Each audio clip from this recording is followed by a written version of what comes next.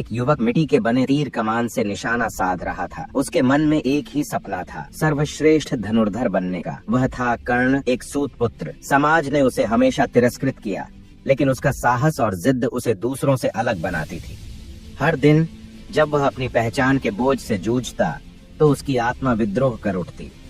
वह अक्सर खुद से कहता, संसार चाहे मुझे न माने, लेकिन मैं खुद अपनी पहचान बनाऊंगा। मेरा पुरुषार्थ मेरे भाग्य को हराएगा। महान गुरु की खोज कर्ण को झात हुआ कि महर्षि परशुराम, जो युद्ध कला और दिव्यास्त्रों के अप्रतिम झाता थे, केवल ब्राह्मणों को ही शिक्षा देते हैं। यह सुनकर कर्ण के मन में गहरी उथल पुथल हुई। एक रात उसने गंगा के किनारे बैठकर निर्णय लिया। उसने आकाश की ओर देखते हुए कहा, अगर ब्राह्मण होना मेरी नियति नहीं है तो मैं अपनी किस्मत खुद लिखूंगा। गुरु परशुराम की शरण में जाऊंगा, चाहे इसके लिए मुझे कोई भी छल क्यों न करना पड़े। परशुराम से भेंट अगले दिन कर्ण ने ब्राह्मण का वेश धारण किया और गुरु परशुराम के आश्रम पहुंचा। उनके चरणों में झुकते हुए उसने कहा, गुरुदेव, मैं एक ब्राह्मण हूँ। मैंने सुना है कि आप युद्ध कला के महान झाता हैं। कृपया मुझे अपना शिष्य स्वीकार करें।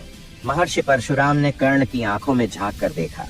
उन्हें उसकी आंखों में अदम्य संकल्प और असीम लगन दिखाई दी।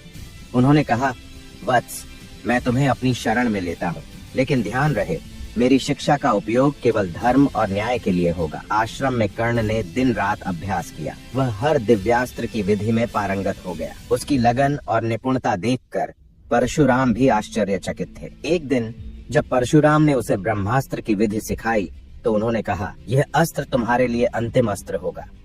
इसे केवल तभी उपयोग करना जब अन्याय और अधर्म के खिलाफ खड़ा होना हो। कर्ण ने झुककर वचन दिया, लेकिन वह जानता था कि इस अस्त्र के बिना वह अपने सपने को पूरा नहीं कर सकता था। शाप की शुरुआत। रहस्य का खुलासा। गर्मियों की एक दोपहर, गुरु परशुराम और कर्ण वन में विचरण कर रहे थे।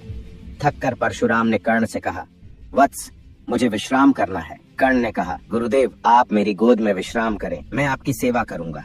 परशुराम ने उसकी गोद में सिर रखा और गहरी निद्रा में लीन हो गए। कुछ समय बाद एक जहरीला कीड़ा कर्ण की जांघ पर चढ़ गया। कीड़े का डंक तीव्र और असहनीय था, लेकिन कर्ण ने न तो हिलने की कोशिश की, न ही अपनी पीड़ा जाहिर की। कीड़ा उसकी जांघ के भीतर तक घुस चुका था और खून बहने लगा। परशुराम की नींद खुली। उन्होंने कर्ण की जांघ से बहता हुआ रक्त देखा। गुस्से में उन्होंने पूछा, वत्स, ये खून कैसा? ऐसा कौन सा ब्राह्मण है जो इतनी पीड़ा को सहन कर सके? सच बताओ, क्या तुम सचमुच ब्राह्मण हो? कर्ण के लिए अब सत्य छुपाना असंभव था। उसने सिर झुका लिया और कहा, गुरुदेव, मैं ब्राह्मण नहीं, सूत पुत्र हूँ। मैंने आपके चरणों में बैठने और ज्ञान प्राप्त करने के लिए यह छल किया। परशुराम का चेहरा क्रोध से लाल हो गया। उन्होंने गुस्से में कहा, तुमने मेरे साथ छल किया है, इस कारण मैं तुम्हें शाप देता हूँ। जब तुम्हें मेरी दी हुई शिक्षा की सबसे अधिक आवश्यकता होगी, तब यह तुम्हें स्मरण नहीं होगी। कर्ण का हृदय विदीर्ण हो गया। कर्ण गुरु के चरणों में गिर पड़ा। उसने कहा, गुरुदेव, मेरा उद्देश्य छल करना नहीं था। मैंने यह सब इसलिए किया क्योंकि मैं समाज के अन्याय के कारण उपेक्षित रहा। कृपया मुझे क्षमा करें। परशुराम का क्रोध कुछ शांत हुआ। उन्होंने कहा, वत्स, तुम्हारी लगन असाधारण है। मैं तुम्हें आशीर्वाद देता हूँ कि तुम्हारा नाम इतिहास में वीरता और दानवीरता का प्रतीक बनेगा, लेकिन यह शाप तुम्हारी नियति का हिस्सा रहेगा। अंतिम रहस्य।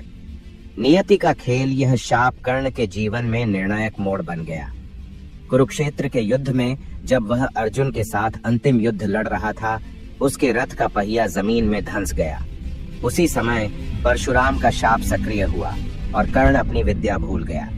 अर्जुन ने इस अवसर का लाभ उठाकर कर्ण का वध कर दिया, लेकिन कर्ण अपनी अंतिम सांस तक अपने साहस और आत्मसम्मान पर अडिग रहा। कहानी का अंत। यह कथा केवल कर्ण और परशुराम के संबंधों की नहीं है। यह उस संघर्ष की कहानी है जो समाज की अन्यायपूर्ण व्यवस्था और एक व्यक्ति के अदम्य साहस के बीच होती है। क्या कर्ण की नियति उसके कर्मों का परिणाम थी, या वह केवल भाग्य के क्रूर खेल का शिकार था?